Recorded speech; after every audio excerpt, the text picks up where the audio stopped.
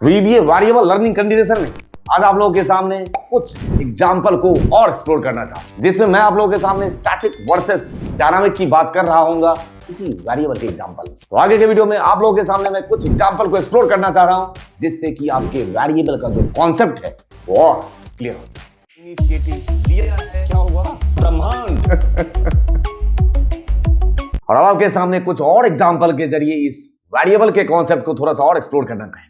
Static versus dynamic की भी बात कर रहे होंगे। ये रहा एग्जांपल आपके सामने। मान के चलते हैं यहाँ पे मेरे पास कुछ वैल्यू हैं, ये मेरे पास वैल्यूज, और इस वैल्यू में मैं सबसे लास्ट वैल्यू जो है, सबसे लास्ट अकरेंस वैल्यू का ये रहा ना, इसका पता करना चाहता हूं कि इस रेंज में सबसे लास्ट वैल्यू कौन सा है। अब आप बोलोगे ये तो सामने दिख रहा है, वैल्यू का जो रेंज है वो थोड़ा ज्यादा हो तो ठीक है। इस सिचुएशन में मैं सबसे पहले क्या करता हूं, एक लेता हूं सब रूटीन लास्ट वैल्यू ले लिया। ले लेने के बाद बहुत ही सिंपल अप्रोच रखते हैं अभी स्टैटिक, उसमें मैं लास्ट वैल्यू है ना ये 5, इसका पता करना चाहता हूं। तो मैं लेता हूं dim I as suppose long ले लिया, और अब यहां पे मैं बोलता हूं रेंज ऑफ, ये कौन है? B9, ये है range of B9 dot value. और ये जो आपने लिखा ये किसे असाइन कर देना है? तो ये असाइन कर देना है आपको i को। आपने बोला i equal to range of B9 dot value, मतलब B9 में जो वैल्यू है वो किस में जाके स्टोर कर दो? i में जाके स्टोर कर दो। और यहां पे अगर मैं पास कर देता हूं अब मैसेज बॉक्स, और किसे प्रिंट कर दूं?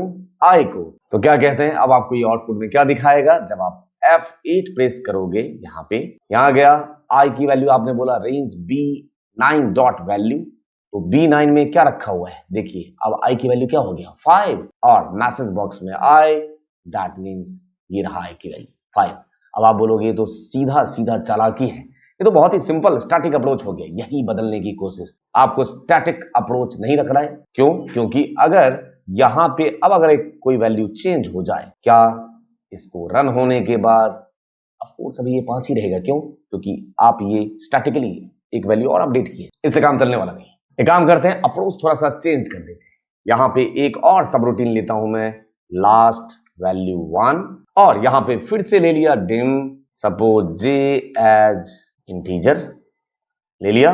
वेरिएबल ले लेने के बाद ये जिस तरीके से ऊपर वाले एग्जांपल में किया था ऐसा अप्रोच नहीं रखना है। मैं क्या करता हूं, आप खुद देखिए, अभी हमारे पास ये B10 तक तो ऑलरेडी वैल्यू है ना, थोड़ा सा नीचे चलते हैं, यहां जाते हैं सपोज B15 पे या B20 पे। मैं यहां पे इसको बोलना चाहता हूं रेंज ऑफ B20 ब्रैकेट बंद dot end excel up bracket बंद और डॉट सेलेक्ट। क्या कहना चाह रहा हूं मैं कहना चाह रहा हूं कि आपने ये प्रेस कर दिया कंट्रोल प्लस अप एरो, है ना?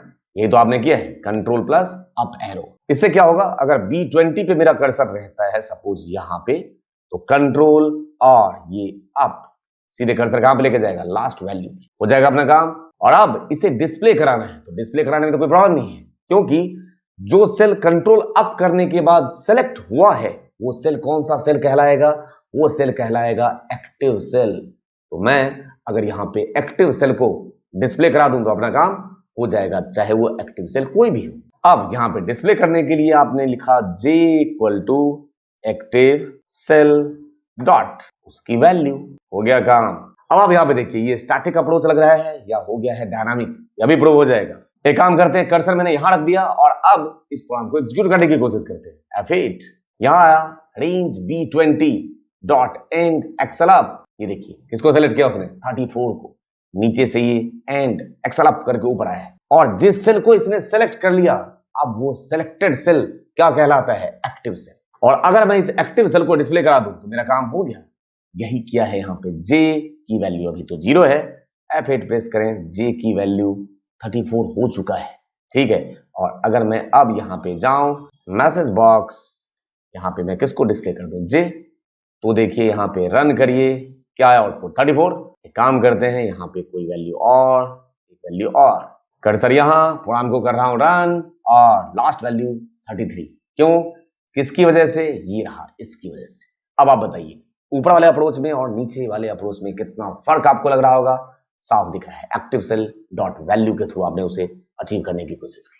अब इस एग्जांपल को थोड़ा सा और इंप्रोवाइज कर देता हूं। सब रूटीन लास्ट वैल्यू 2 और यहाँ पे सेम कहानी dim k एज इंटीजर, इसमें भी कोई दिक्कत नहीं है।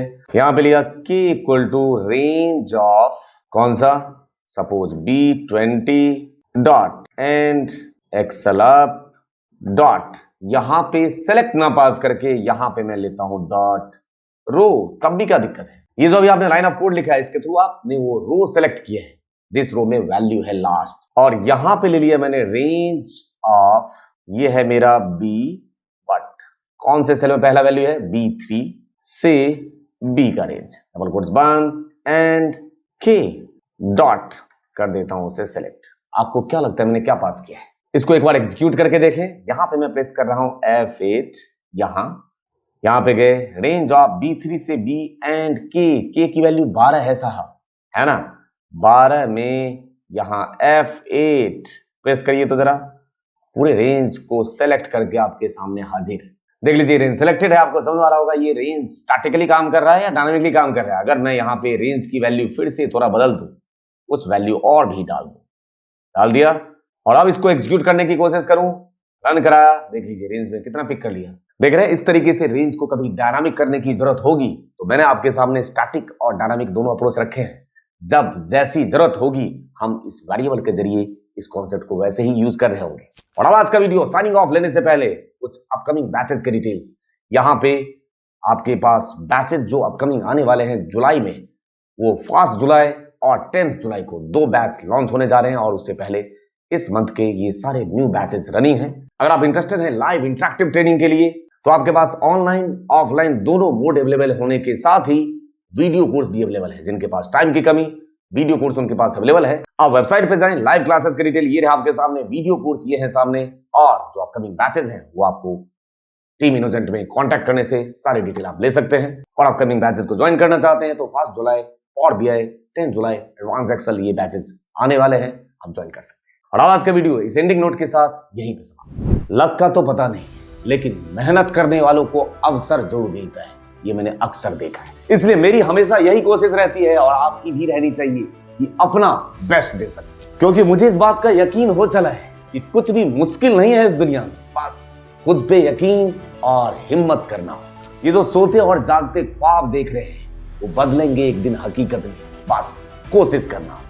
Thank you for your love and support to energy channel. Thank you दिल से।